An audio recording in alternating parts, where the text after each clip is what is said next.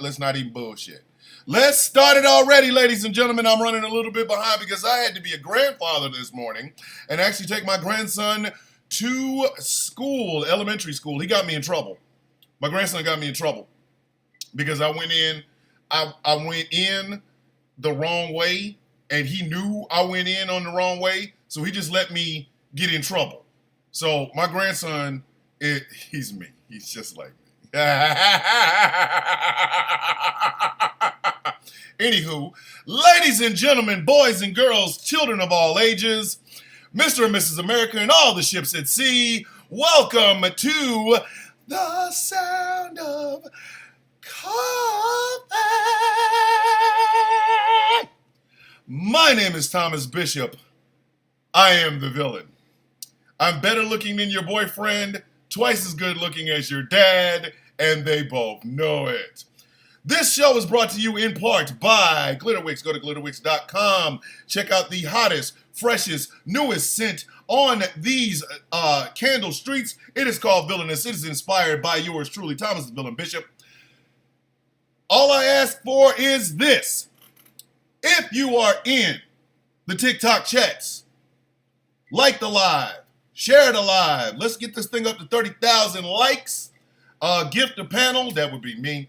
I mean? If you are in the YouTube chats, which Brandon and Howard, the Sound of Coffee crew is thick up in here. You heard? Did you hear me? The Sound of Coffee crew is thick up in here. It's thick. They too understand what the sound of coffee is. If you are over in the YouTube chats, like it, share it with your friends, tell your mom, tell your dad, tell your grandma, tell your grandpa, tell them all.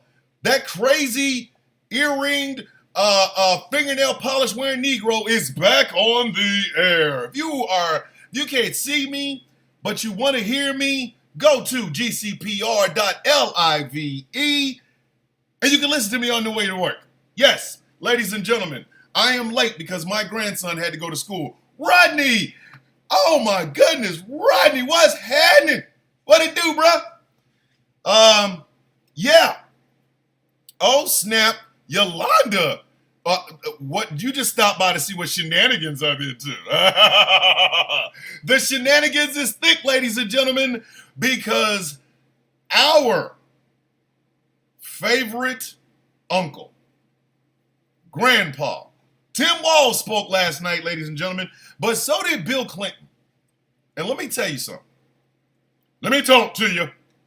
Bill Clinton, you can say whatever you want to about Bill Clinton. I personally didn't like any of the policies that Bill Clinton put out. But I will say this much. Bill Clinton balanced the budget for the very first time since the Eisenhower administration.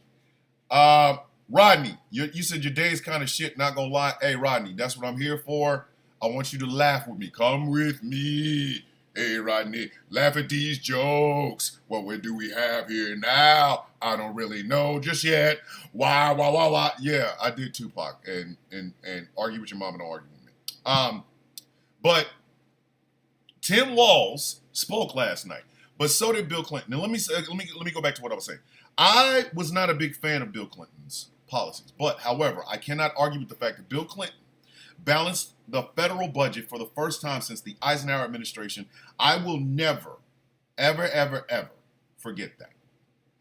And Bill Clinton spoke, he's been doing this for 23 years. Y'all got to think, Bill Clinton was elected president in 1992, okay? He served 8 years and was out of there by 2000. We're in 2024 now, okay? Bill Clinton, good morning. Bill Clinton has been coming to these things. This is his 13th DNC, 13th. And Bill comes in, Bill really has embraced the idea of being the elder statesman. Good morning, y'all, good morning. Like I said, just, like and share. The last DNC where Bill speaks, he looks like a Fallout ghoul on that stage. He did. Bill, listen, Bill might not do another one of these. You know what I mean? Because you got to think about it. Bill is, besides Jimmy Carter, Bill Clinton is one of our older living presidents.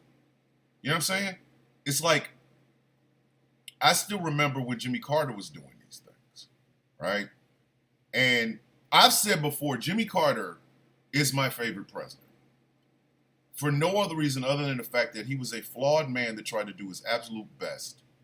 And he was the last good moral president. Because you know for a fact, Ronald Reagan was not a good man. You know that.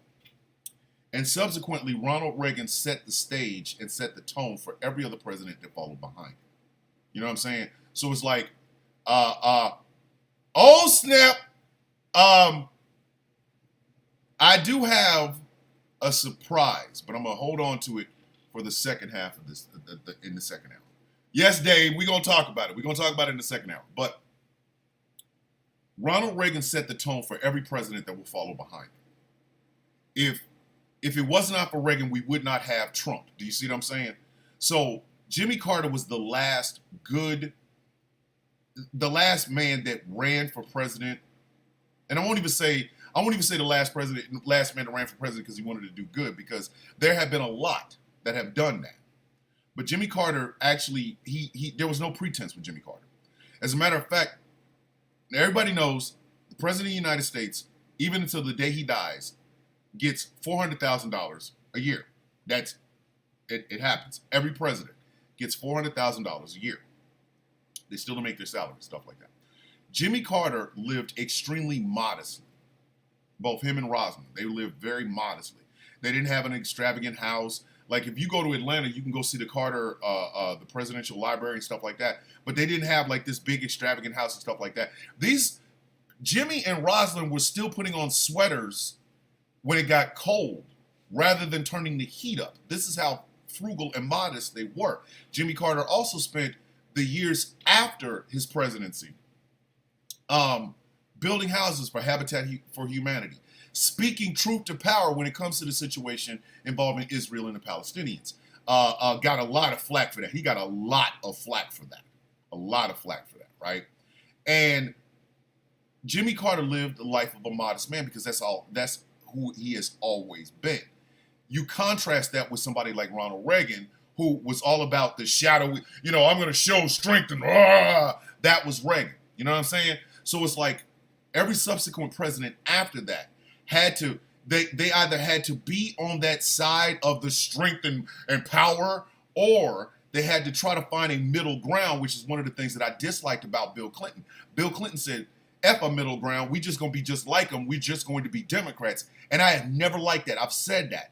I do not like the fact that Bill Clinton brought in the new Democratic idea, which is we're going to be just like the Republicans, but we're not going to be as racist and sexist and homophobic and xenophobic and anti-Semitic and Islamophobic, transphobic and ableist. Bill Clinton created that, and the rest of the Democrats adopted it. Even Kamala Harris, to a certain extent, has adopted it, but Bill Clinton still did great work as president. I can't even front on that. I can't. And you got to think, after Carter, Clinton is like the oldest president. He's like the second oldest. He said it last night. I'm 78 years old. Think about that. We don't have the President's Club is a very, very, I don't even have to tell y'all, it's an exclusive club. Everybody and their grandmother knows that the President's Club is a very exclusive ass club. Everybody knows this. One of the reasons so many presidents had a problem with what Trump acted like is because of the President's Club. You lean on the men and women before you. Do you see now what I'm talking about? Joe Biden, at any moment in 4 years, could just pick up the phone and call George W. Bush, Barack Obama, Bill Clinton. You see what I'm saying? And every subsequent president every president does that. Barack Obama could call George Herbert Walker Bush, called Jimmy Carter. That's why it's called a club. It's an exclusive club. And each person, Republican, Democrat, once you've had that top job, once you have been president of the United States, partisanship goes out the damn window.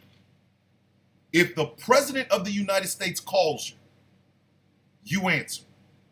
Whoever sits in that office has the knowledge of everyone that came before them. Don't think Reagan didn't call Carter. Reagan didn't call Ford. Even hell, some people even called Nixon, because it's an exclusive club. It's a very exclusive club. And what Donald Trump did when he came in was upset that entire norm. You're supposed to lean on the presidents before you, because nobody on earth besides them understands the pressures of the job. No one. Who the hell you gonna call in the middle of the night when there's a situation going on in Iran? You gonna call your neighbor? Hey Bob, it's the president. Hey man, Iran over here tripping. What am I supposed to do? See how stupid that sounds? That's why the club is exclusive. That's why the club matters. You know what I mean? So Bill Clinton was followed by George W. Bush. Do you think they don't have a relationship, a good relationship? Of course they do. George W. Bush was followed by Barack Obama. You don't think they have a great relationship? Of course they do. They understand the pressures of the job. Whether you serve 4 years or 8, you understand the pressures of the job. So what I want people to understand is I dislike some of Bill Clinton's policies, but I'm never going to argue with the fact that that man did good. I disagree with 99.9999% of what George W. Bush did. But I'm never going to knock the fact that the man did the job. You see what I'm saying? It's like you have to give them that respect. Even if you dislike their policies, you still have to respect the fact that they have now transcended partisanship. You can say, for a critical eye, I'm going to judge the actions of George W. Bush. But he was president of the United States. And if he called me today, I'd answer the phone. And I would call him, Mr. President. It's a job. The only one I probably would never do that for is Donald Trump. Because Donald Trump has never respected the job. Never respected it. Never. Letitia in the house. Oh, snap. When I tell y'all, the Sound of Coffee crew is thick up in here, man. It's thick. I need to look over on Instagram and see how many Sound of Coffee crew people I got over there too, because I don't want to disrespect my Instagram folk over there. So hi, how y'all doing? But the only person I would ever do that, not answer that phone for, is Donald Trump, because Donald Trump disrespected not only the office of president of the United States, but he disrespected the club of former presidents. Think about that. Just think about that for just a second. We have had a president's club since the founding of the Republic. Once you have that top job, you transcend all partisanship. You do. Because you're thinking of the good of the country. Even Nixon, with all of his criminal faults, when Gerald Ford wanted to talk to him, he talked to him. When Jimmy Carter wanted to talk to him, he talked to him. Reagan talked to him. George Herbert talked to him. Bill Clinton talked to him. George W. talked to him. He's a former president. Nobody understands the pressures of the job better than a former president. Nixon talked to LBJ. And mind you, LBJ came in on the most tumultuous time, some of the most tumultuous times in American freaking history. This man took over a job after his boss got popped. So you can dislike Bill Clinton, you can dislike Bill Clinton's personal actions and things of that nature, but you cannot knock the fact that the man has done the job. So y'all need to look at some of the stuff that Bill Clinton is talking about. Like last night, he was really, he was like, I don't know how many more of these I can do, but I want y'all to understand that the fight still goes on. The fight is still there. You know what I mean? Knight, I can't even really see your name. Was Kennedy a good president? I think Kennedy had the potential to be a fantastic president. I do. But it was cut short.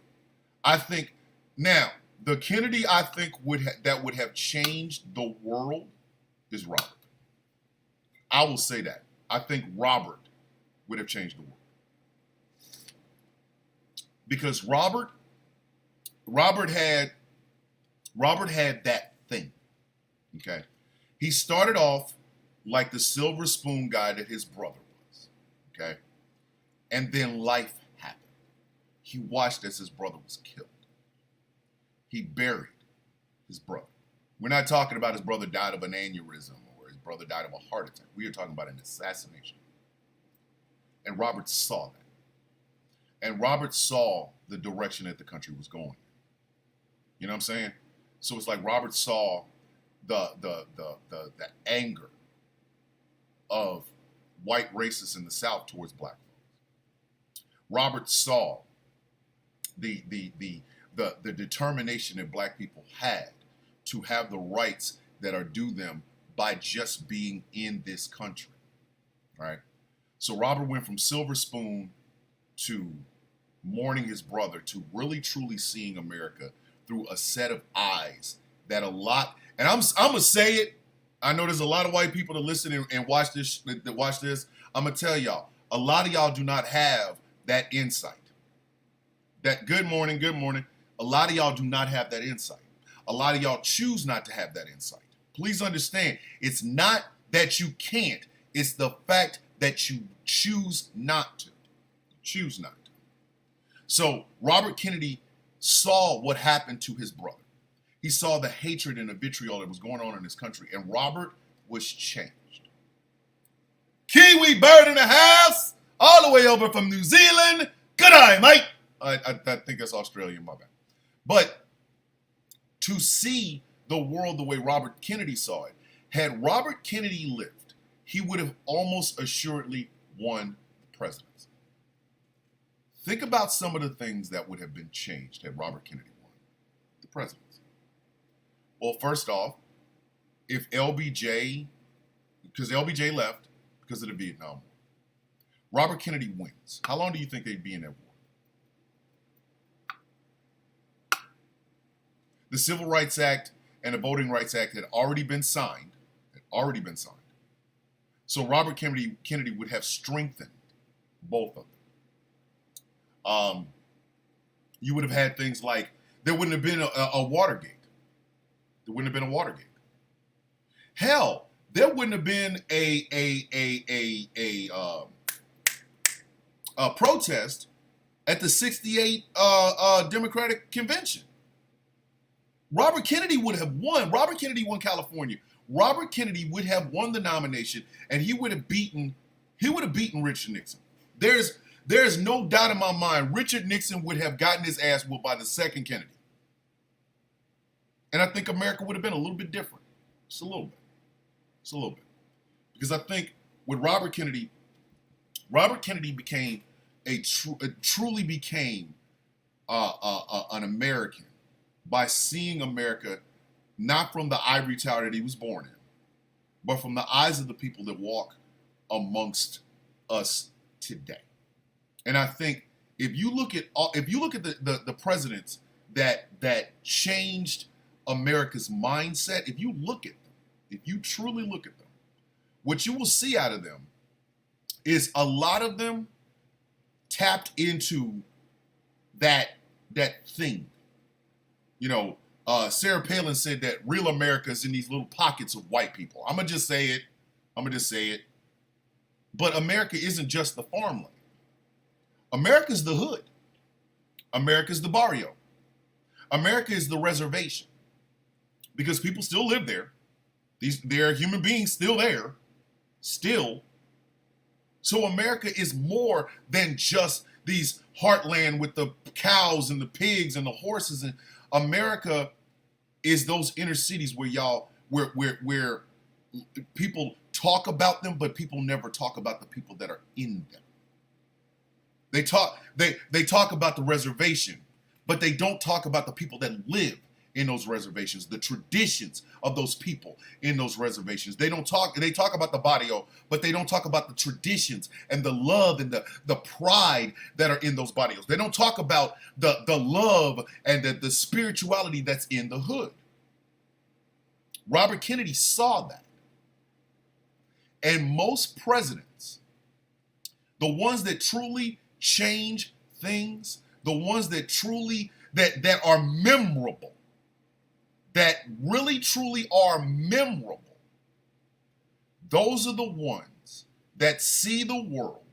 They see America, all of America, not just certain pockets, but the entire tapestry of what America is. Those are the presidents that transcends everything else. When Barack Obama made his speech during Kerry's DNC convention, where he said, we worship a powerful God in the blue states, and we don't want government rate. You know what I'm saying? When he said, there is no red states or blue states, there's just the United States of America.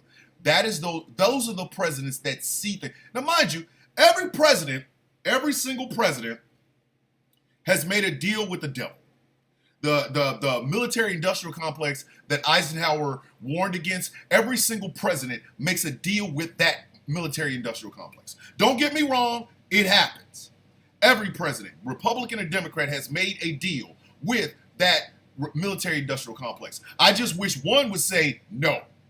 I just wish for once one president would say, nah, stop feeding the maw of that. I get that, okay? I understand. Every single president has to make deals that on the surface seem normal, but when you get down into the roots, it hurts people. Understand that it's part of the job. It is part of the job. To be the president of the United States means that you are both hero and villain. You are the hero in one person's story, the villain in someone else's. Understand that. It comes with the job. The job description should simply say, you will be loved here, hated here. It is part of the job. It is part of the freaking job. And it does not give a shit about party affiliation. It does not give a shit about where you stand, whether you're centrist, far right, or far left. It doesn't care. Jay Thomas over in the YouTube chat. I'm telling y'all, the Sound of Coffee crew is thick. Don't hate the player, hate the name, baby. But to be president of the United States is to understand that you are going to be the hero sometimes, the villain sometimes, but the job still has to be done. I told people, and this was a crazy thing, Barack Obama came to Fort Stewart when I was stationed there, right? He came to Fort Stewart. So we were going to go, Chicago, oh snap! Is that the nuttiest of the nutty professors? My mans. So Barack Obama comes to Fort Stewart, right? And our sergeant major gathers gathers all of the soldiers together. He says, okay, what is the most powerful job in America? A bunch of people say, Sergeant Major, shut up. I raised my hand, President of the United States. He said, exactly. He says, so it does not matter who sits in that chair. You give them the respect they deserve because they're in it. Because the office is more important than the person in it. Oh, snap. Can we not? Is in the YouTube chat. When I'm trying to tell you, the Sound of Coffee crew, it's just big. We got coffee addicts all over the place. I need to find a cool name for the Sound of Coffee crew. I need to find it. But anyway, so R. Major said, it does not matter who sits in the office. It is the office of the President of the United States. And the reason he was saying this was because this was a time where people disliked Barack Obama. They could not stand it. But R. Major was like, it don't matter whether or not you like him or not. That's still the President of the United States. You will give him the respect that he deserves. When you see that seal, that's it. When you see that seal, that is it. So I told people, I didn't care if George W. Bush, at the time I was in the military, if George W. Bush had wanted to come to my reserve center, I'd have been there, uniform clean, all my stuff on. I would have saluted him because he is the commander-in-chief of the armed forces of the United States. I'd have gave him that damn respect, regardless. I ain't got to vote for you. I respect the office. Which brings me back to Trump and my biggest problem with Donald Trump. That seal, the one that says the seal of the President of the United States of America, is more important than the person that sits in that chair. Donald Trump tried to make it to where he was more important than that seal. I'm sorry, it doesn't work that way. It does not. That seal is more important than anyone that sits in that damn chair. The seal makes the office, not the person. Not the person. Because what you were saying by having that seal in front of you, what you were saying is that you are the commander-in-chief of the armed forces. You are the head of the executive branch of the United States government. You are the one that speaks to the world. If something happens in America and the rest of the world wants to know what's going on, it will be the President of the United States that will assure our allies and tell our enemies, don't F around and get found out. You know what I mean? It's the what did Al Pacino say to Jamie Foxx in Any Given Sunday? It's the top spot, kid. It is. Everybody is looking to the president for leadership. Everybody's looking to the president for guidance. It is the top spot. And the fact that we had a maniacal numbnut who tried to make it to where he was more important than that seal, you can't let that happen. You can't. You cannot. And that's one of the things Bill Clinton was trying to say last night. You don't elect somebody that is not looking at that office as the most important job in the country. Let me ask y'all something. Everybody who's ever dated someone, I know there are people who are still in recovery from dating a narcissist. I know, I ain't even got a front. I know there's some people out there who are still in recovery from dating a narcissist. How bad was that? Tell me, like some people have some horror stories about dating a freaking narcissist. Tell me, was it horrible or no? Of course it was. Because you are dating a human being that wants you to center them and will do whatever it takes to make you do that. They will torture you. They will verbally abuse you. They will physically abuse you. They will financially abuse you because it's all about them. That's in a relationship. Why the hell would you give that office to somebody? Why would you give a narcissist the most powerful office in America? Why would you do that? Where they do that at? Where they do that at? Listen,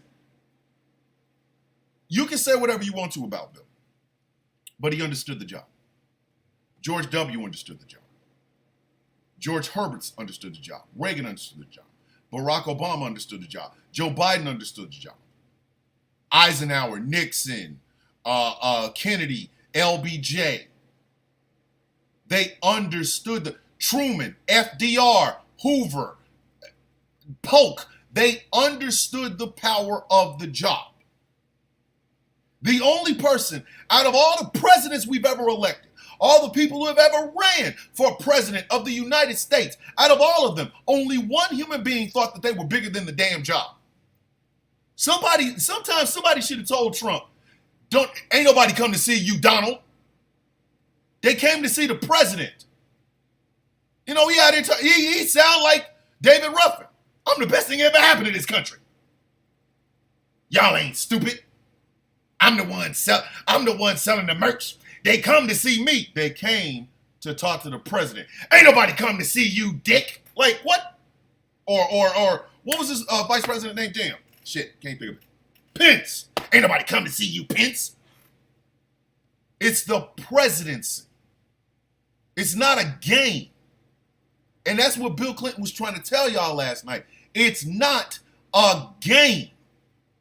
Some of the stupidest damn arguments I've heard against Joe Biden is personally in charge of the price of eggs and bacon and gas and bullshit. Bullshit. No, he's not. No, he is not. He puts policies in place. Sometimes those policies work. Sometimes they don't. I'll be the first person to say that. Listen, I will be the first person to say that. But no, the president isn't in charge of your eggs. The eggs that you take your monkey ass over to Walmart to pick up, the president had nothing to do with it. That would be a corporation. Those shadowy things that y'all literally don't want to talk about. Like they ain't in the damn room. Go to a live. Go to any live today. Any live today. I'm telling you. Today. This is what you're going to hear from these right wingers. Well, things were better under Trump because I could afford eggs. So Joe Biden in the middle of the night came and priced your eggs higher than everybody else's. You don't sit your stupid ass down. Sit your dumb ass down. Like, seriously, corporate price gouging. But when it comes to talking about that, these people act like Encanto. We don't talk about corporations. No. We don't talk about corporations. We don't know they in the room now. No. They're price gouging, and I don't know their ass. That's their problem. Simple asses. They keep acting as though the corporations ain't even in the damn room. You know, Joe Biden is the reason I can't afford lunch meat. Where'd you try to buy the lunch meat at? Walmart. But Joe Biden is the reason you can't afford lunch meat? Yeah. I want you to say that dumbass sentence with me again. You went to Walmart to get lunch meat, and you couldn't afford it, and Joe Biden's at fault at that? Yeah. Where'd you buy it from again? Walmart. Take all the time you need. I want you to rethink of what you're saying. Take all the time you need. Say it again. Say that sentence with me again. You went to Walmart. I went to Walmart to buy some lunch meat. I couldn't afford it. It's Joe Biden's fault. You don't sit your stupid ass down. You don't deserve to eat no lunch meat, dumbass. You do not deserve to eat no lunch meat. If you go to a store, it's not like, listen, this is how Joe Biden handling your lunch meat would be. Joe Biden uses his magical presidential powers, right? And he does the thing, the doodly-doo thing that they was talking about. Doodly-doo, doodly-doo, doodly-doo, doodly-doo. And all of a sudden, there's a tree in your front yard. It's the lunch meat tree, right? The lunch meat tree. And you go and you pick the presidential lunch meat off the presidential lunch meat tree. Look, today I have a lunch meat sandwich. Thank you, presidential lunch meat tree. Thank you, Joe Biden, for creating the lunch meat tree.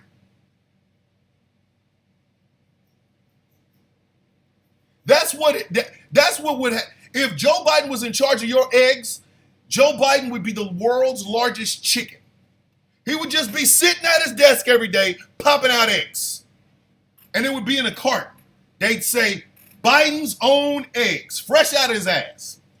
And you would go to where they sell Joe Biden eggs fresh out of his ass, and you would purchase them. Then you could say, hey, yesterday I bought Joe Biden ass eggs for $4. Today they're $5. Why is Joe Biden charging me an extra dollar for Joe Biden ass eggs? Well, gee, I don't know. Let's go talk to him. Joe Biden ass eggs have now skyrocketed in price.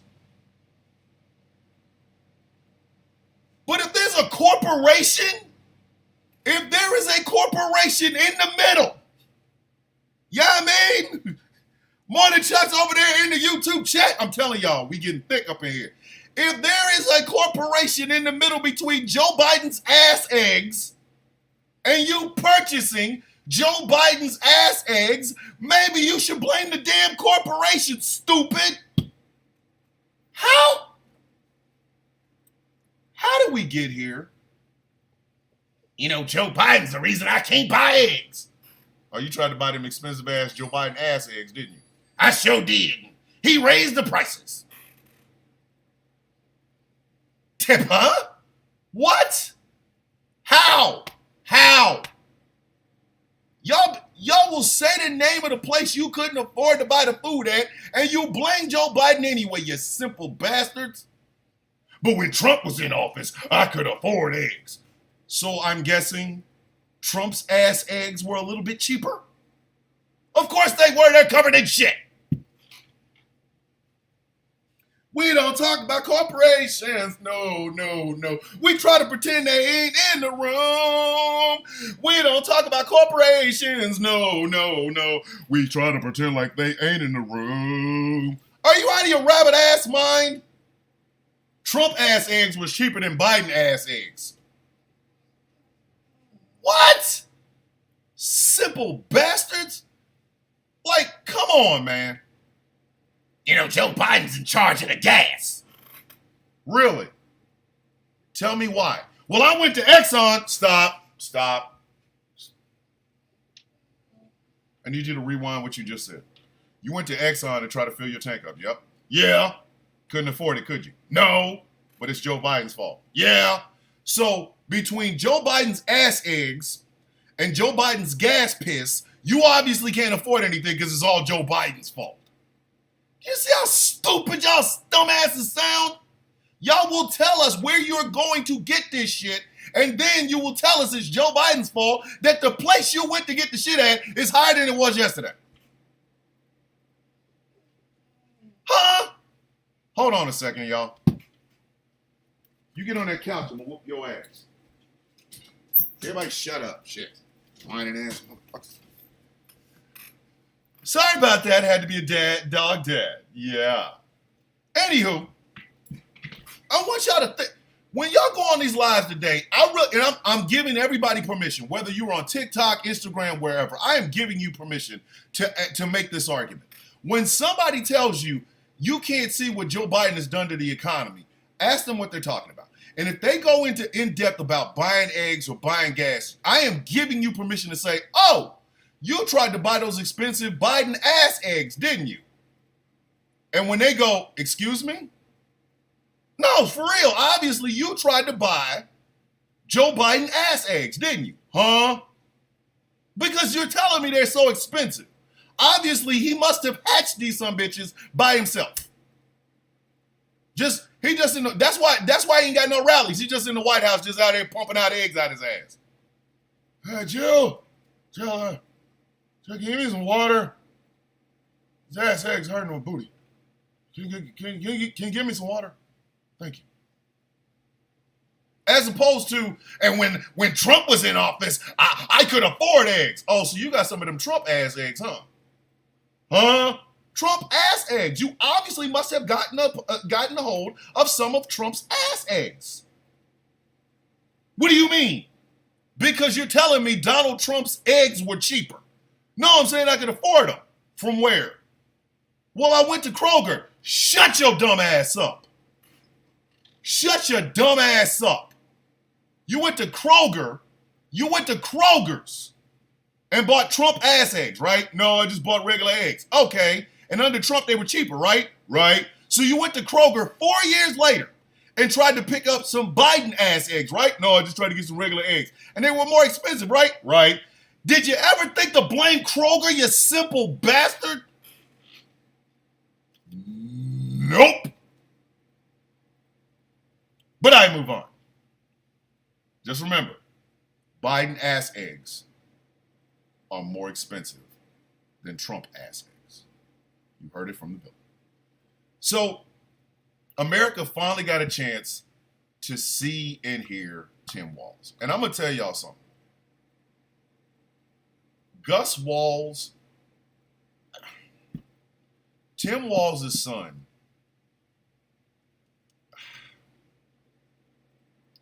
that boy put something on my heart, man. I'm like, I had tears. When he talked about Hope and Gus Walz, I was in tears because Gus jumped up and said, "That's my dad. That's my dad." I was, man, look. I couldn't stop crying. I could not stop crying. That is love. The only time Don Jr. does that is when he's high on that cocaine. When he on that cocaine, he said that, but he didn't even say it like Gus did. Gus had me, I'm dead ass, man. Gus had me with tears and shit coming out of my eyes. I was like, yo, man, golly. Like, Gus was telling his sister, that's my dad. You see how happy he is? How do you hate them? How do you hate Tim Walz? How in the hell do you hate Tim Walz? How?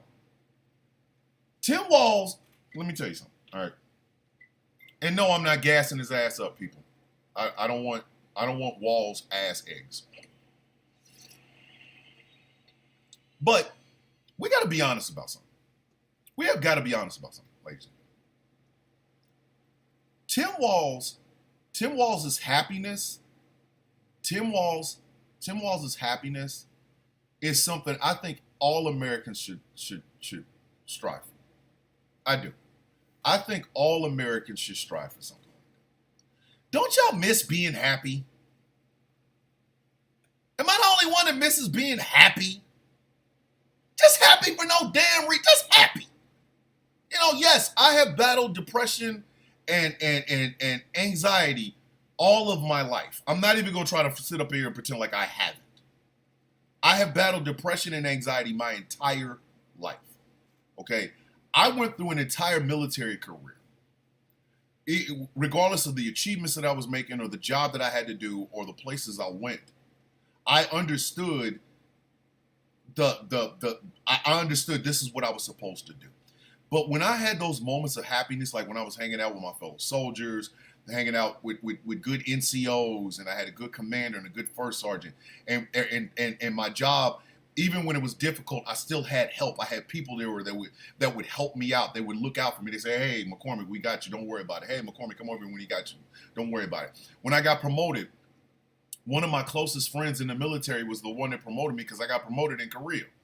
The first time I got promoted to sergeant, I was in Korea. So I didn't have any family there. And my company was there. My buddy took off the sham shield, as we call it, put those stripes on my chest. I was so damn happy. Even with my depression and anxiety, I enjoyed shit. I really did. Like buying comic books, goofing around with my wife, getting drunk with my friends. I enjoyed watching goofy movies and shit. Like I went to see G.I. Joe Retaliation in 4G, and it'll never happen again. Oh no, 4D. You know how they do 3D with the glasses? 4D, they spray water in your face. They move the chair. I think I busted my damn knee 3 times messing around with that bullshit. That's why, if you ask me to this day, how did I feel about G.I. Joe Retaliation, I can't tell you. Because I was too busy over going, my knee, man, this water stinks. Did somebody fart in my face, you nasty bastards? Okay, I need somebody to explain to me what the hell is going on? TikTok always says my live has been restricted. I don't understand, but it makes no sense. But either way. So I can't even tell you whether or not I like G.I. Joe Retaliation because I was too busy fighting against the stuff that was trying to murder me. But anywho, but I miss happiness. You know, I think America is sexually repressed. I'll be the first person to say it. And we're not happy. We're really not happy. Have you noticed? England's not happy. UK is not happy. UK is not happy. France, I think France might have been okay because they just had the Olympics. But look at countries like Sweden. The Swedish people are the happiest some bitches on the planet. They're smiling, waving at people. Now, I know their country has problems. I know their country has problems. You know what I mean? It's like, but even with those problems, they're still able to be happy. Tim Walz is happy. That's why people don't know how to act like they don't know how to, you know, they don't know how to act. They're like, what am I supposed to do with this dude? It's just he's smiling with a pig. He's got his class, like he's got his school and the kids are hugging. He just got this big old smile. His son, that's my dad. I love my dad. Like, what the hell? How the hell do we end up so cynically in a place where somebody like Tim Walz, everybody's looking at him like a weird alien because he's happy? That's the happiest person on the planet. Like, dead ass. Tim Walz, you can't stop that level of happiness. And can we not over there in the YouTube chat said, it's genuine too, and that's what I admire. Debbie Robinson said, there's definitely less time to just be happy. Exactly. We literally do not have time to just be happy. Like, I want y'all to understand something. We started this radio show. We started this morning radio show July 1st. And it was the most chaotic show I've ever done. Anywhere. Villain's View, any live I've ever been on, Superplex Party, stuff like that. It was the most chaotic live I've ever done. Because I was so damn nervous. So nervous. I could not figure out what my footing was going to be. What kind of morning show is this going to be? I don't know. I'm really nervous. That next day, I hit my stride. Now, yes, it took me a minute to start doing live streams of the Sound of Coffee over here on TikTok. It did. I'll be the first person to say it, right? But now that I have, this is fun for me. This isn't just work. This is fun for me. I like coming in and getting fired up and getting you guys fired up because fired up people change the world. Fired up people change society. Fired up people fight against stereotypes. Fired up people fight against the isms. They fight against anti-Semitism. They fight against Islamophobia. Fired up people are smarter people. Fired up people are ready to take on the day. Fired up people will help their fellow man, right? So if I can get you to that point, I'm great. If you've noticed, I never look at, oh, well, this is how many people I got in this live, or this is how many people I got on YouTube, or this is how many people listen to me on the radio. I don't give a shit about any of that. Damn the messenger. Did you get the message? That is the most important thing to me.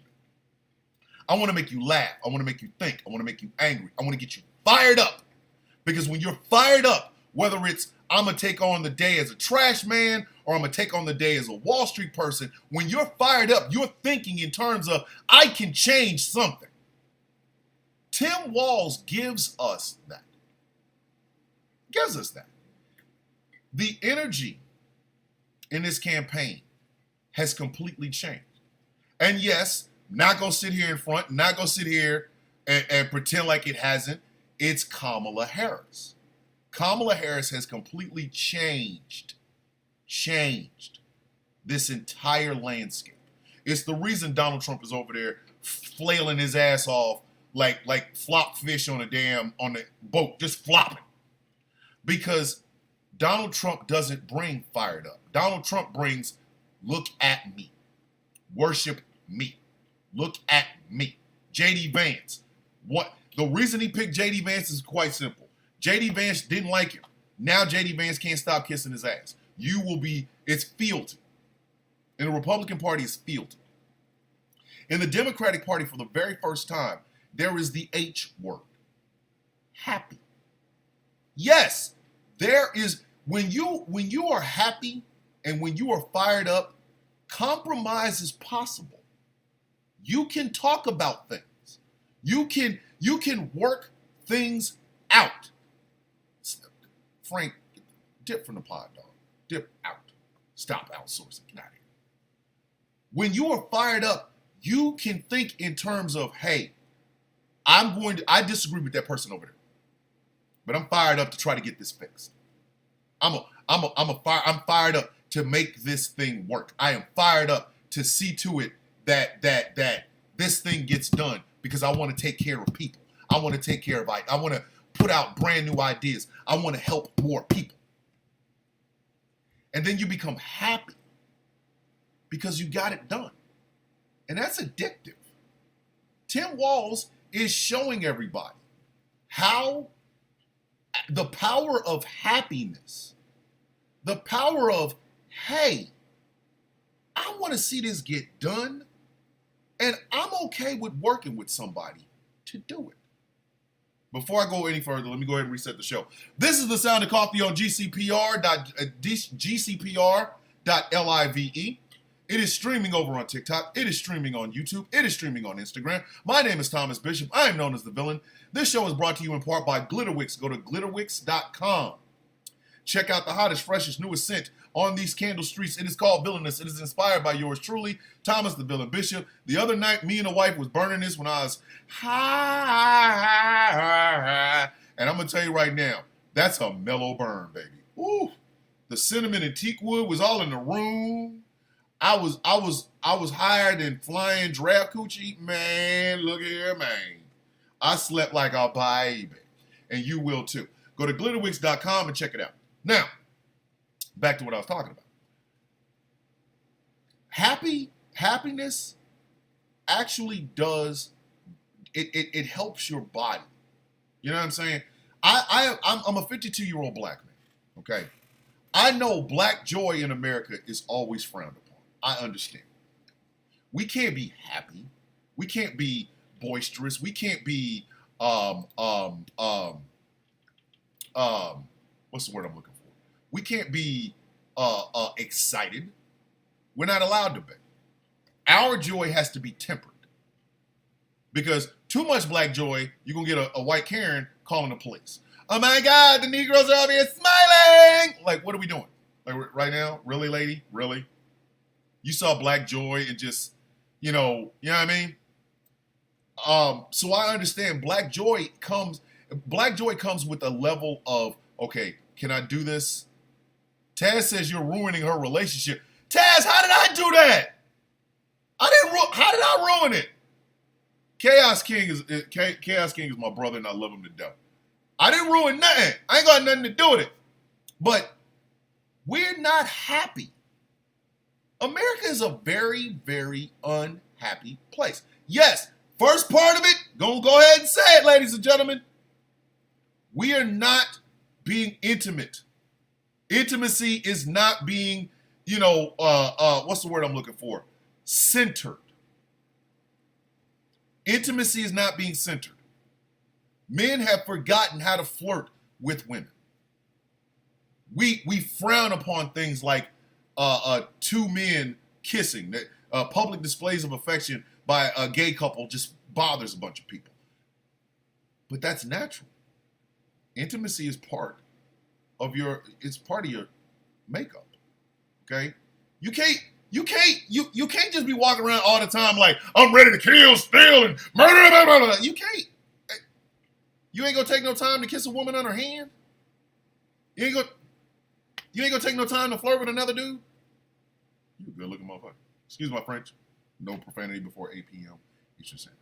But you give it, man, you were fine. Yeah. Well, thank you. You were fine yourself. Like, you're not gonna take the time to do that. We're not gonna. You don't want to take the time to look at your kid and go, hey, kid, God, I love you. Such a great kid. You don't want to take the time to do that? No, we ain't got time. We got to be hard, man. Try to burn it down. January 6th. Like, we ain't got... You don't have time to just hold a hand? Walk in the rain? Kiss somebody? You ain't got... What? We don't kiss anymore. We don't kiss anymore. We do not kiss anymore. Do y'all understand how crazy that is? Do you understand how incredibly weird that is? We have lips. I mean, hell, the French even gave us a term for it. French kiss. We don't even kiss. We don't. No affection. No intimacy. I just want to roll up with my girl and just lay here and be in love. We got none of that. We don't do none of that. But I know there's 10 guys watching this right now. They can tell you about the arsenal they got in their basement, but they can't tell you the last time they just played with their wife's feet. I got 16, 17, 18 AR-15s. I'm ready to take on the government. When's the last time you just kissed your wife in the mouth? Huh?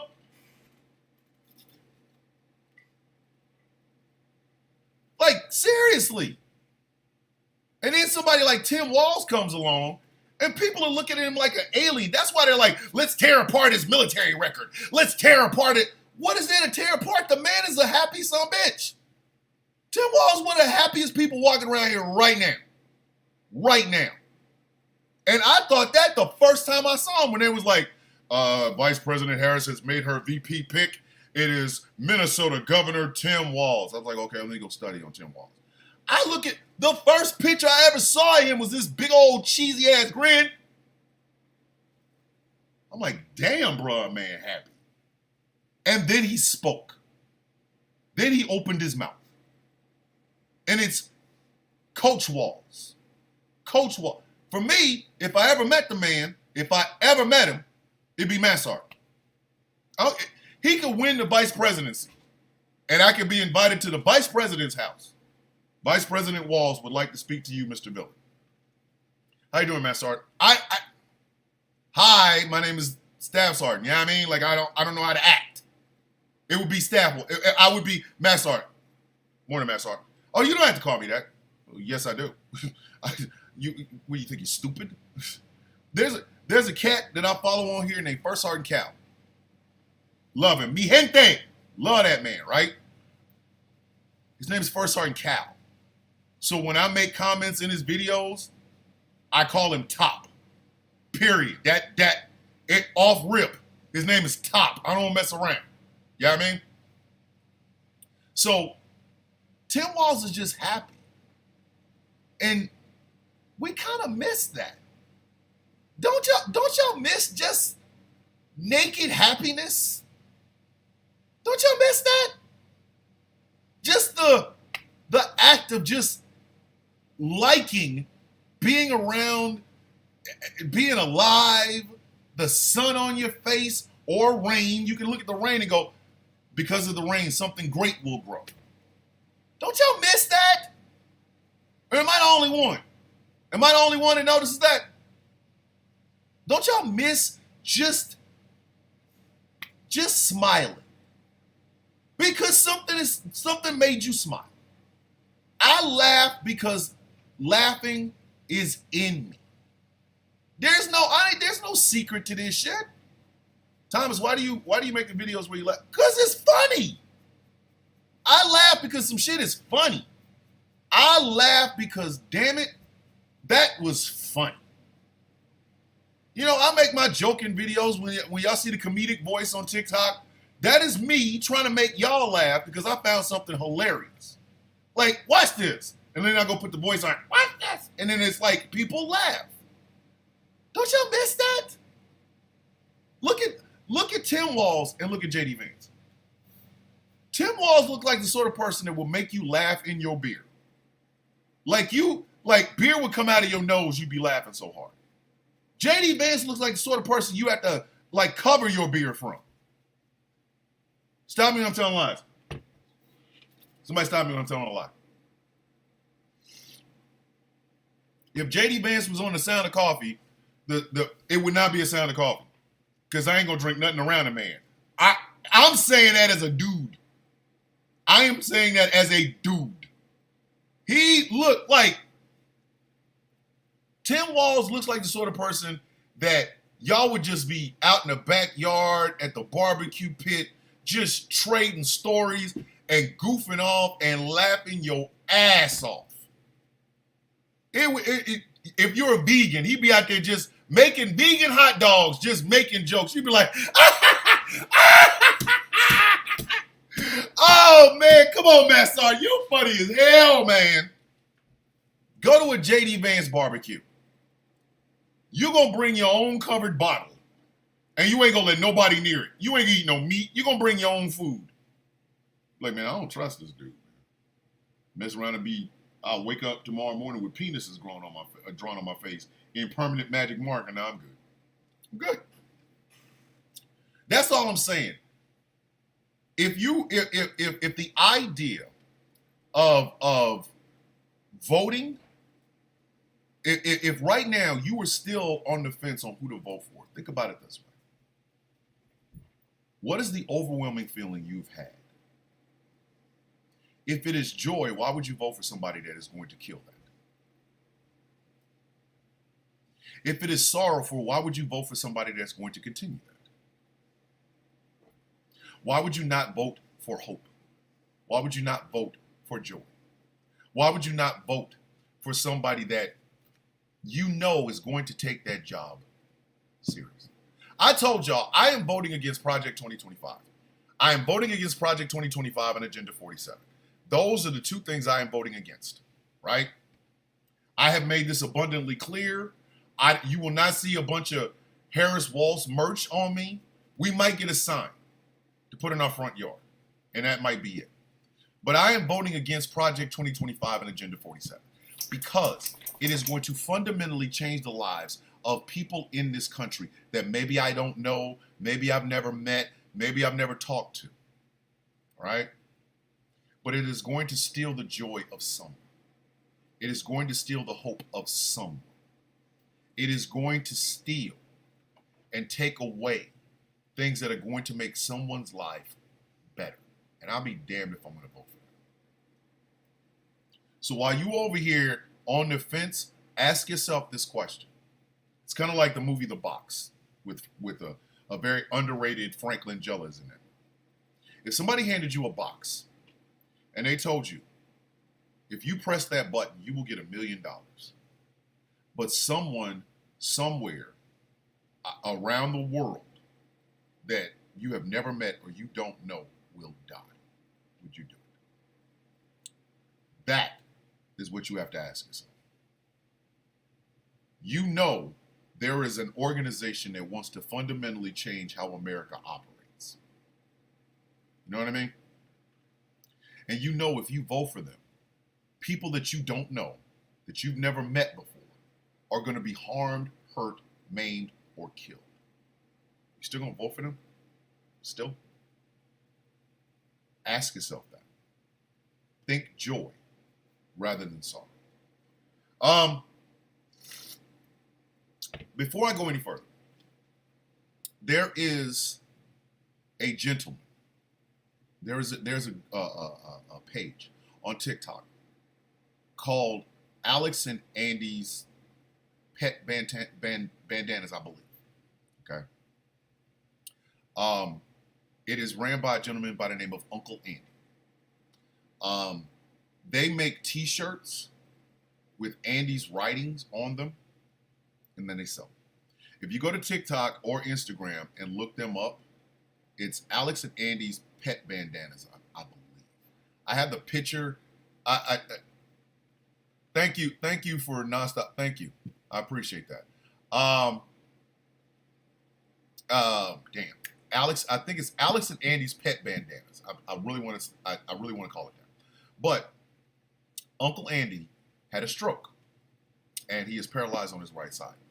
As the brother of someone who, Alex and Andy's Pet Bandanas. Thank you, Tracina. Thank you.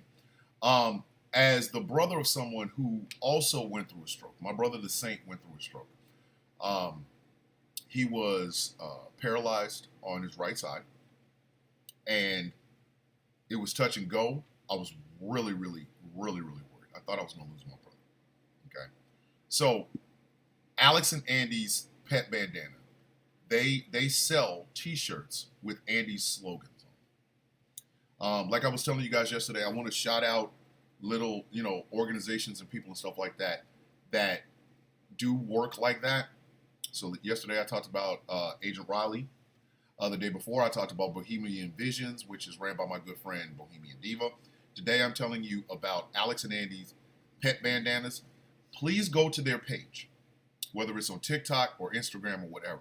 If you can purchase a shirt, please do so.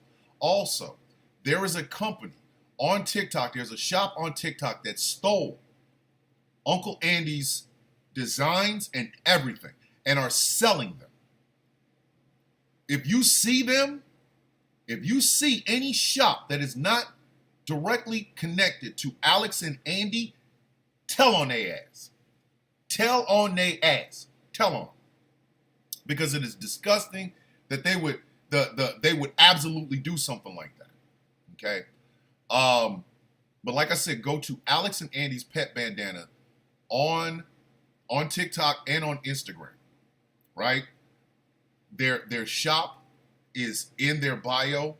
Please purchase a shirt, because one of the best things that happens when you buy a shirt from Alex and Andy is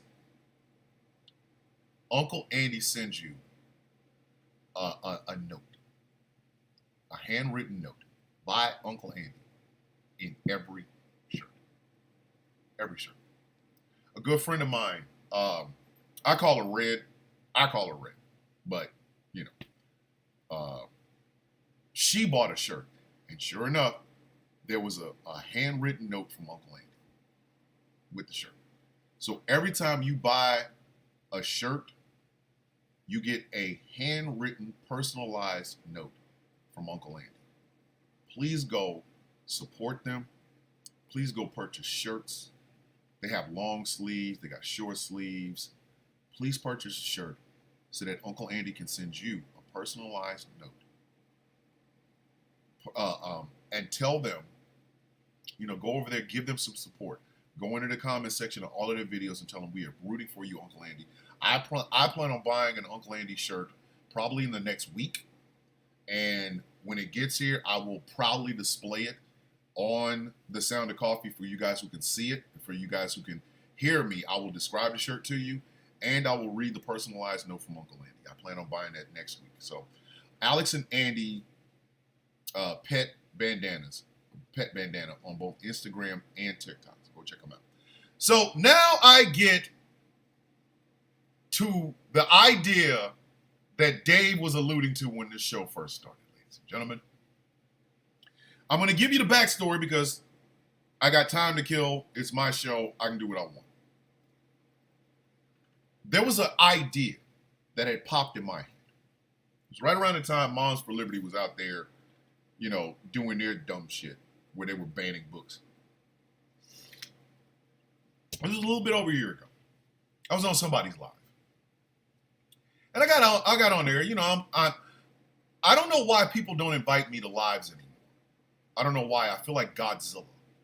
Like they don't want the King of the Monsters anywhere near. Like I will request to go into people's lives and they'd be like, nah, we good, nah.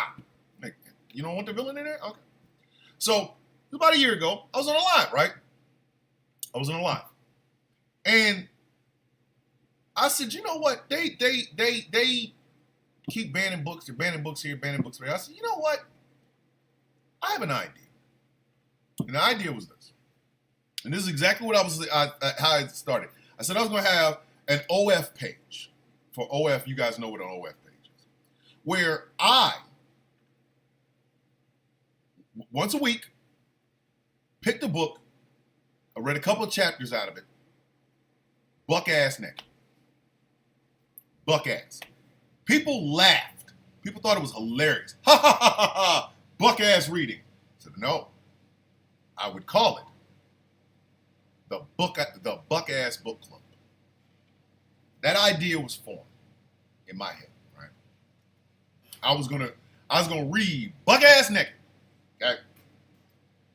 Flash forward, every once in a while, I would say something about the BABC or the Buck Ass Book Club. I would say it, I'd say it. My wife, I was on a live. No, I was on the radio. We was doing the Villains View when I was talking about it, and my wife said, the job isn't to just, hey, look at here, I'm naked. It's to tantalize and stimulate while you're reading, right? While you're reading. And get people interested in things that you get them invested because they're sitting there listening to you naked. So women love to be stimulated and tantalized. They don't want to just, hey, here you go. So I'm listening to my wife, right? My wife, I want y'all to understand, this is how deep in this it was. My wife was giving me ideas. My wife, the woman I have been with for over 20 years, was giving me ideas for the Buck Ass Book Club, right? So, flash forward a little bit more. Every once in a while, I will say, hey, don't mess around. You're going to get the Buck Ass Book Club. I said, because I need this money. I got a mortgage I got to pay. I had just bought the shed, the office that I will eventually be moving in, which my grandkids have affectionately called the barn. I was going to call it the Villain's Lair, but now they didn't call it. Bob, I got a barn, so it's the barn. So I would allude to it. I was like, yeah, I got this office I got to pay off. I got a house I got to pay off. Bruh, to be able to do that, I will read books, buck ass. And then I would get, people go, well, what if we wanted to suggest a book? That will cost you. You pay a little bit more. I will read the book that you want me to read. Hell, let's say you are really into books and really into naked black men, I will personally read a chapter out of your favorite book for your birthday. Listen, that's how far I was going.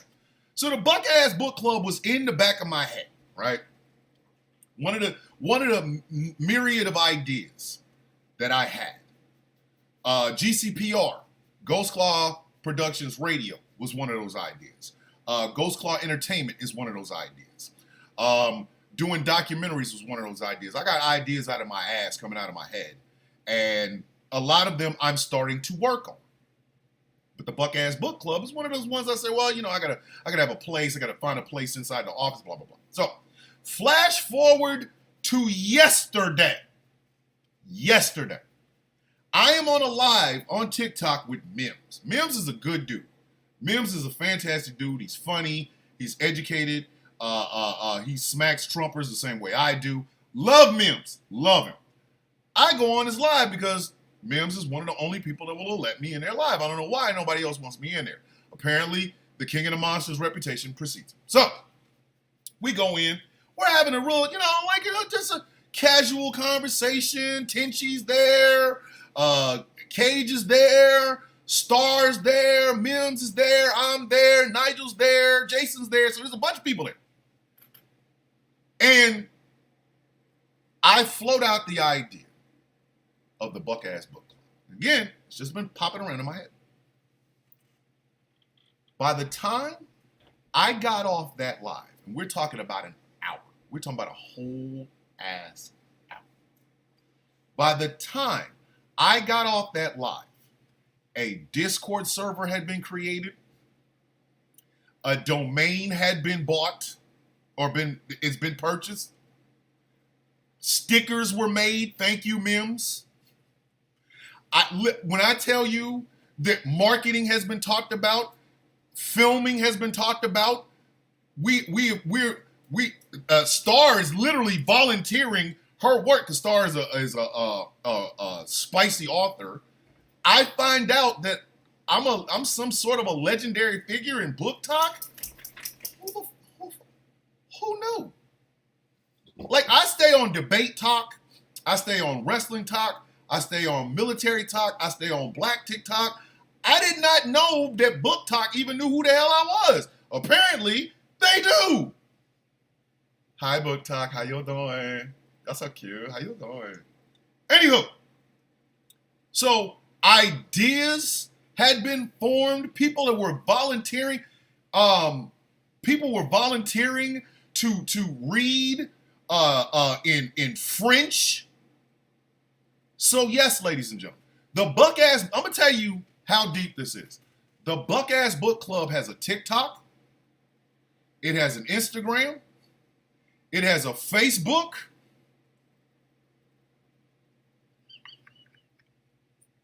This was all in an hour. This was all in an hour. This was 1 hour. 1 hour. Dave the Viking is volunteering to read Conan the Barbarian with nothing covering him except the Sword of Crom or whatever the hell. We're talking about what happens if this thing takes off. Who's going to be the person that's going to be on television talking for people? We got a writer. We got a writer that's in here. A writer is in this.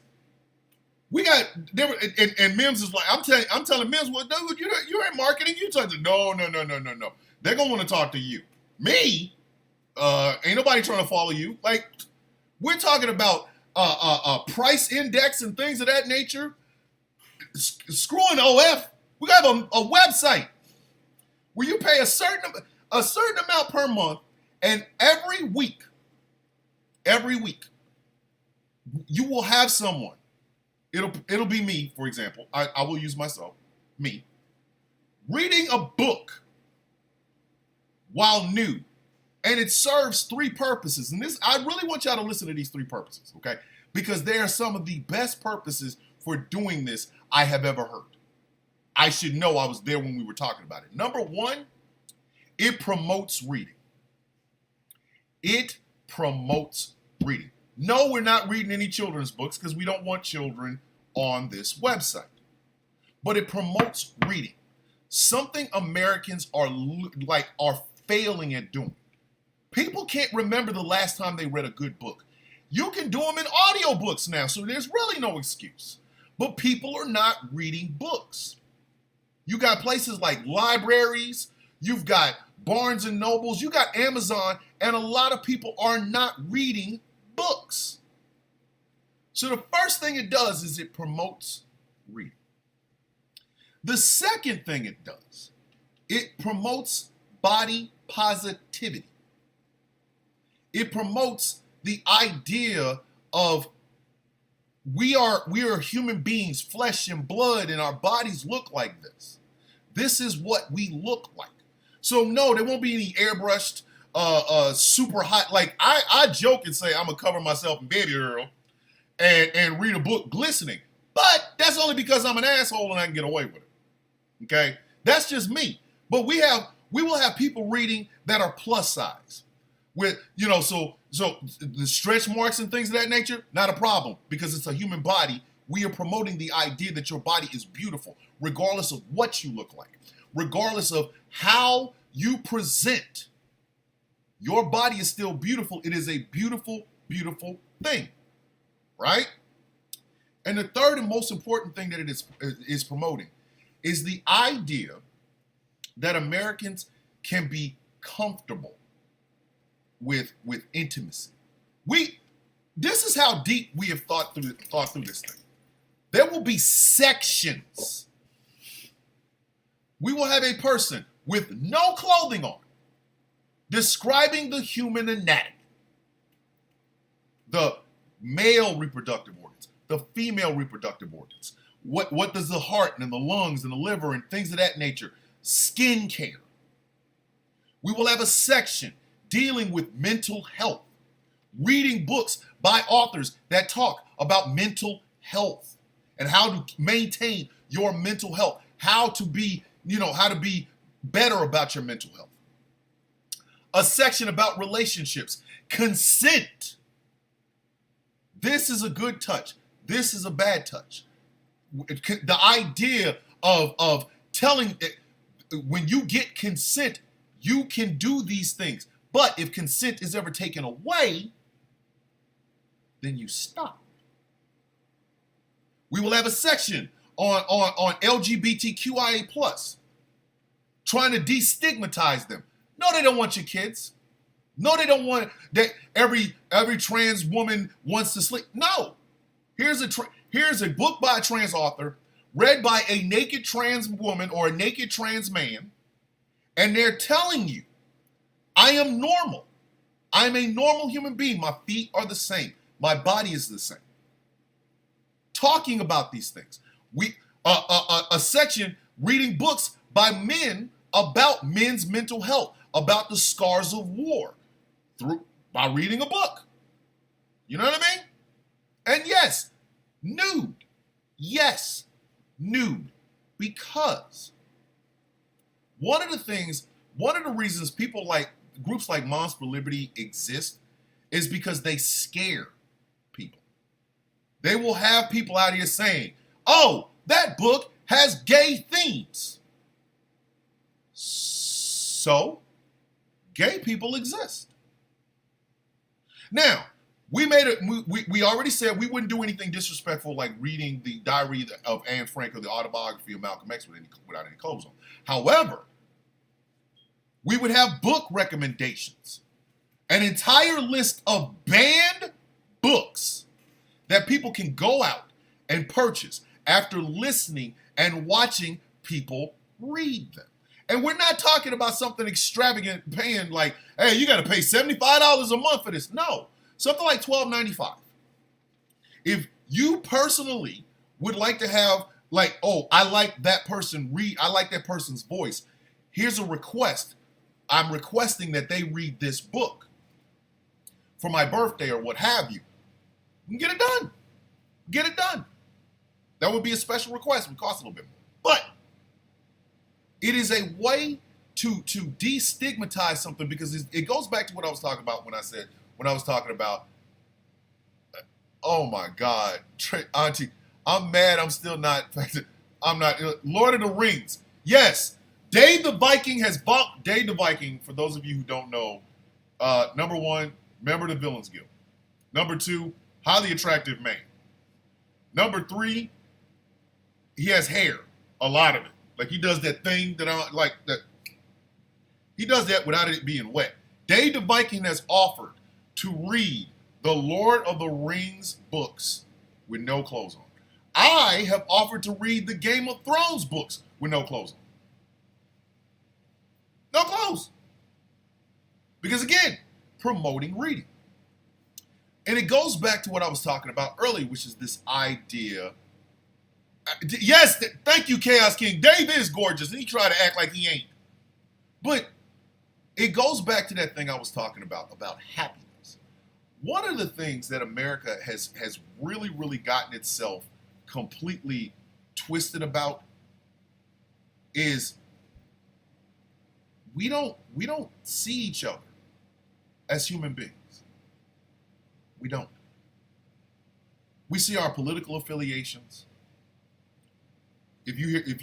I'm a black man, so saying Black Lives Matter to me actually means something.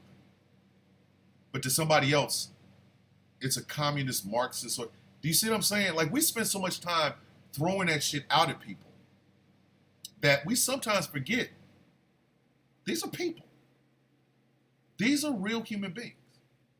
We don't see ourselves as that. Like, I wear my flaws all over. I wear my flaws on my skin. I wear my flaws in my mind. Okay? I am not the hottest, sexiest man on earth. I'm not.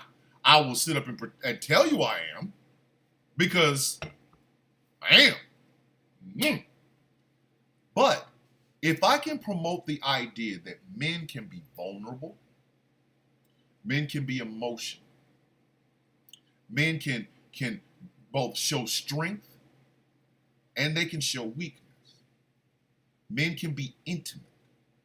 Men can be loving. Men can be flirtatious. Men can be, they can explore. If I can do that, then that's my purpose in life. That's what I'm supposed to do. I'm supposed to get men out of this. We got 4 emotions and we can only use 3 of them. The 4th one only happens when it's time to have sex. I want to get men past that. I do. I want to get men past that. I want men, And the best way for me to do it, is the most disarming way possible. Like, I would be more than happy to read a comic book out loud with no clothes on. It's disarming. You can't say I got a weapon on me unless, I mean. But you can't. It's disarmed. I have disarmed you completely. I ain't got a stitch of clothes on. I ain't got a stitch of clothes on. I am naked as the day I was born. What can you possibly say to me? What could you possibly, what ulterior motive could I possibly have? Especially if I'm on a screen. Hey, star.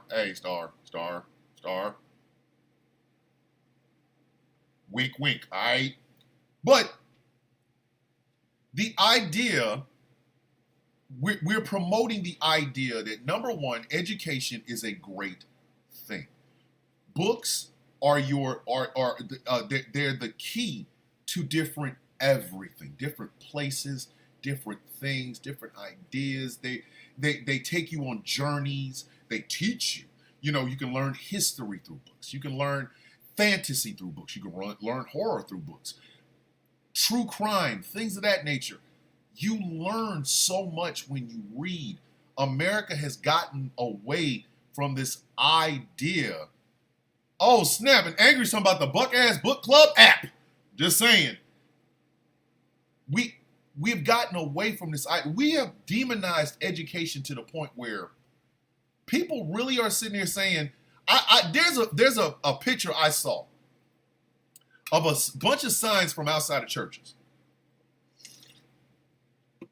And I think today I'm going to actually post it. I think there's a video on TikTok. Today I'm going to post it. But all of them basically said the same thing. Do not lean on education. Do not lean on learning. Lean on faith, which is invisible.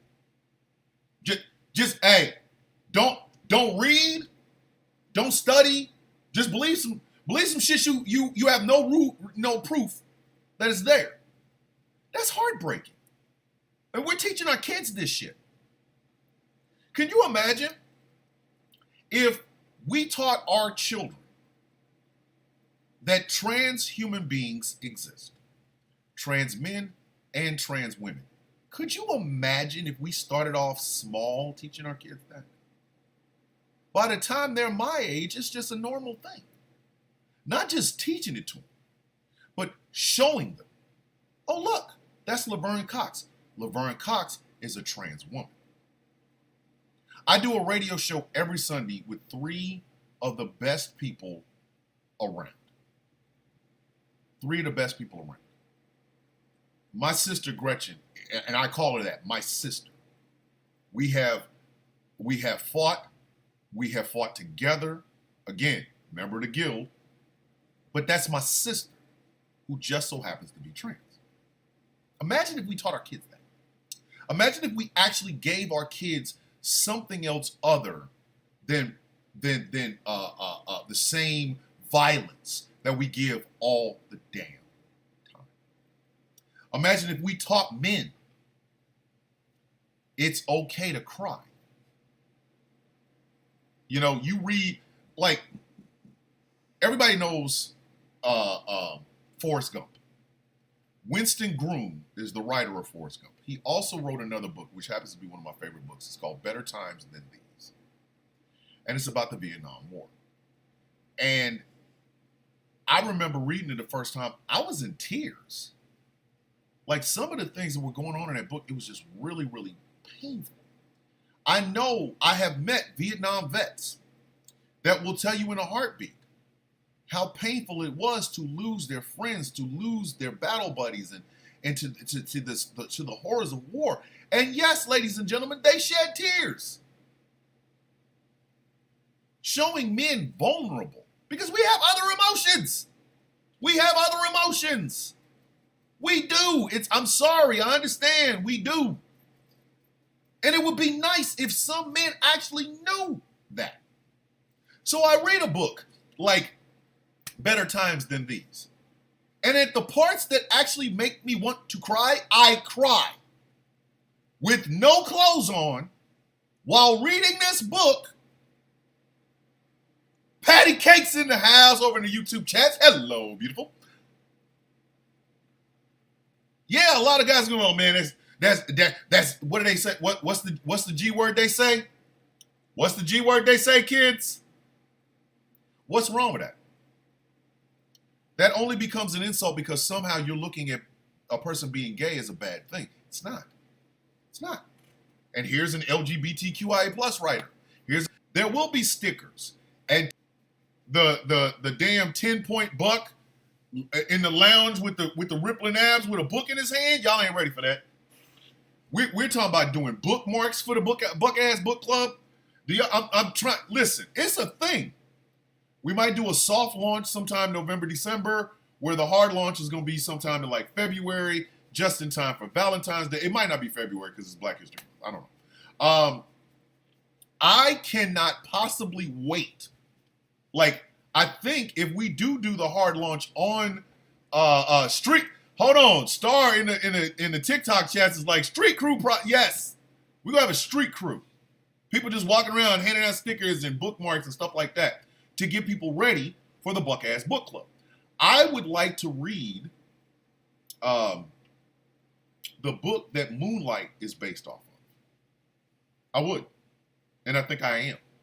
I think I am going to do that. I think that might be the very first book. Because I was flipping around trying to figure out which one. My favorite author of all time is Nancy A. Collins. My favorite book of all time is Sunglasses After Dark.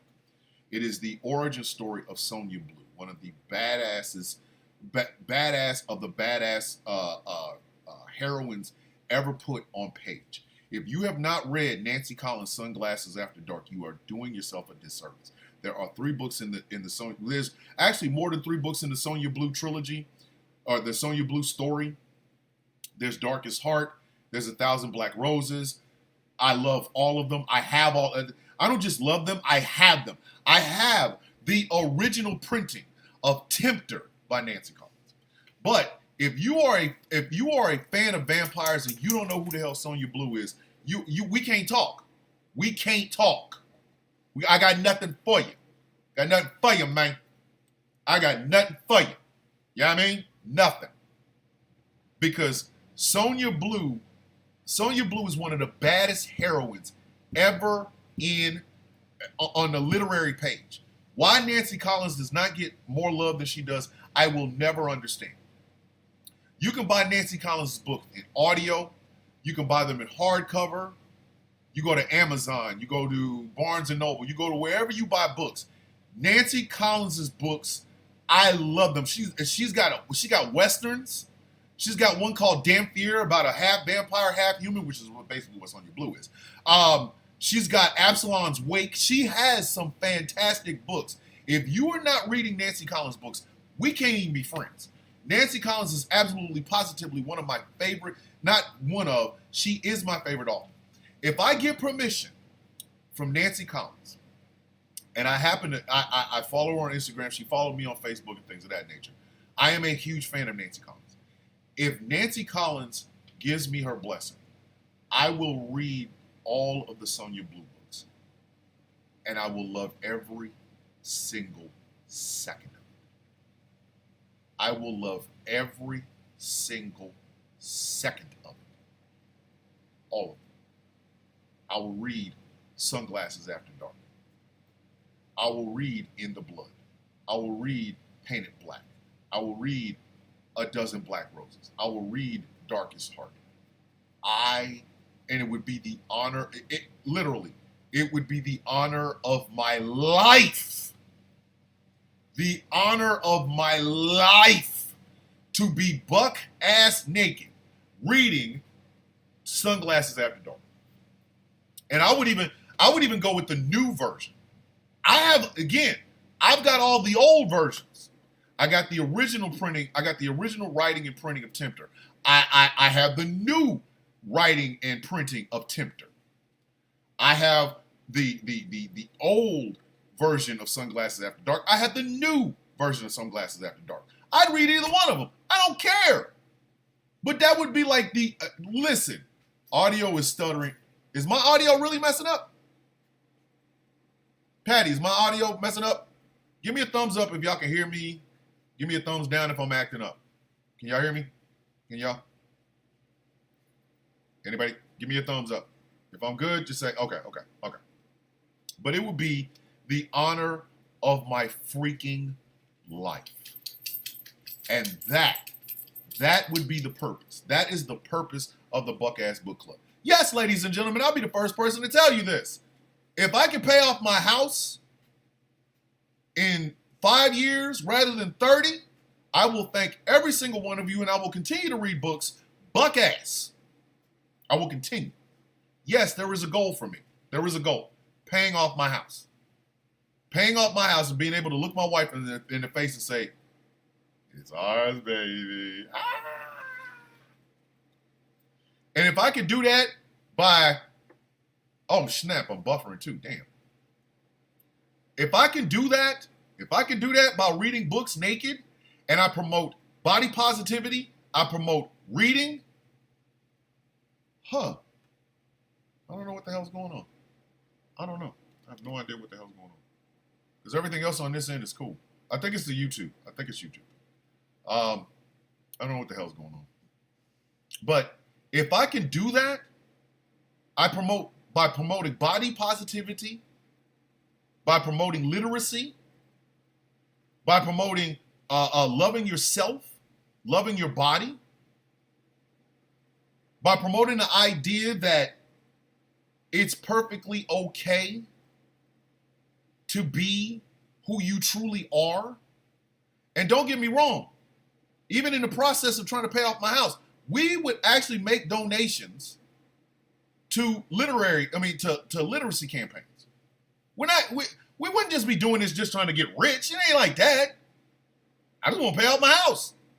And if I could do that and make this a worldwide phenomenon that promotes body positivity, it promotes reading, it promotes literacy and things of that nature, please. I will read naked until y'all start going, hey, bruh, some things is just, you know what I mean? It's kind of leaning out there, buddy. I would have to stay in shape until I'm like 90. You know what I mean? But hell yeah. So, if you are on TikTok, go find the Buck Ass Book Club on TikTok. If you are on Instagram, find it on Instagram. If you're on Facebook, I think the Facebook page. Oh no, I gotta ask Tinchy or Mims. Can We Not is volunteering. Do you see what I'm saying? Jason is volunteering to film. Perfect. Absolutely. Jason's going to film, and Jason will actually be reading books. This is an all hands on deck type thing. Like I said, stickers, t-shirts, hats. We're gonna try to get a hat, a red hat like the MAGA hats, that is gonna be like, oh shit. It's gonna be kind of like the MAGA hat, but it's gonna say something about authors, making authors great again or something like that. But we're gonna do, like, you know what I mean? So this isn't just like I said, in an hour, an idea went from I said it out loud to now we have a Discord server, which is the craziest thing. I am excited about this. I really am. If you are an investor and would like to invest in the Buck Ass Book Club, please reach out. Because why not? Why the hell not?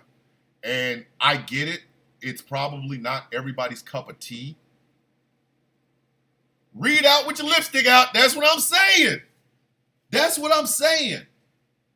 the show's almost over. So let me talk from my heart for the last part of the show. Okay. Despite the reputation you may have of Thomas the Villain Bishop, the only thing I have ever wanted out of this world is fairness for everyone. I fight for that. I fight for that in a way that makes me the bad guy. I'm the bad guy from the end of, I am what Batman was saying at the end of The Dark Knight. The end of The Dark Knight, that last 10, 15 minutes, has been my guide since I saw it. Okay? Sometimes truth isn't good enough. No matter how many factual things you tell people, No matter how many times you tell people this person isn't doing this, this is a corporation, or this person isn't doing this, that is something that is done at your local this, that, and the third. A lot of people don't believe it. Sometimes truth isn't good enough. Sometimes people deserve more. Sometimes people deserve to have their faith rewarded. I want people to get exactly what they have earned and what they deserve. I am tired of celebrating excesses. Like, you're rich, we get it. Why the hell do you need me to fawn over you? You didn't do anything. You got the softest hands on earth. You didn't toil the land. You didn't, crank a wrench. You didn't lift. There's no scars. There's no burns from where you actually worked your ass off. But the people who do that, the people who do work the land and their hands are rough hewn and their knuckles are bruised or what have you, whether it's in a hospital, in a field, in the auto plant, the steel mill, these people deserve to have their faith in this idea rewarded. They deserve that. They deserve that. I want to be the person that says that out loud. And then it's like what Jim Gordon said, they'll hunt you. But you'll hunt me. You'll condemn me. You'll sick the dogs on me. Because that's what needs to happen.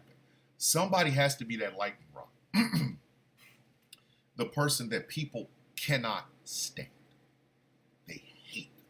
They wish death on them. They wish death on their families and friends and things of that nature. Somebody has to do that. That's me. That's my job. Because if I can get you mad, I get you thinking. If I get you thinking, I can get you to change. The impetus for what we now know as the Villains Guild is just that.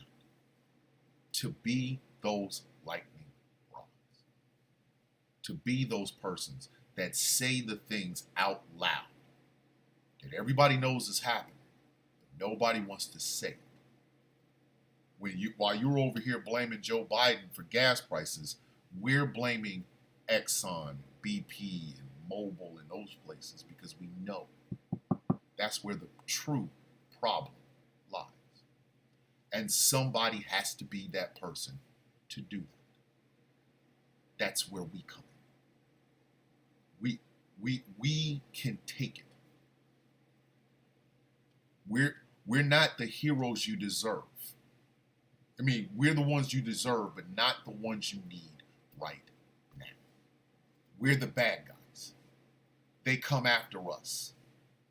They shit on us. They talk bad about us. They threaten us. Because we ain't heroes. We're not. We're not heroes. We're villains. Because we think the same way. If we can get you mad, we get you thinking. If we get you thinking, we got you. We got you. The organization that is the Villains Guild serves that purpose. One of the proudest things, one of the proudest organizations I've never been prouder to be a part of an organization than I am with the Villains Guild. I love every single member. My brother, the Saint, is a villain. Something we've been wanting to do since we was kids. Be together in an organization. I have friends that are black and white. They're gay. They're straight. They're far leftist, centrist. They're trans. They're black women, strong black women. They're some of the smartest white men you will ever meet in your fucking life. We collectively understand that ending part of the Dark Knight. We are the ones you're supposed to be mad at. Because we get you thinking. And if you think long enough, you will understand that we are right. We are telling you the truth. And we're willing to be hated for it. The silent guardians. The watchful protectors. The Villains Guild. And I love them. I don't say that enough, but I do. I'm so fucking proud of them. Every single one. Yes, we will get bigger. Don't worry about that part. We will. We're gonna get bigger.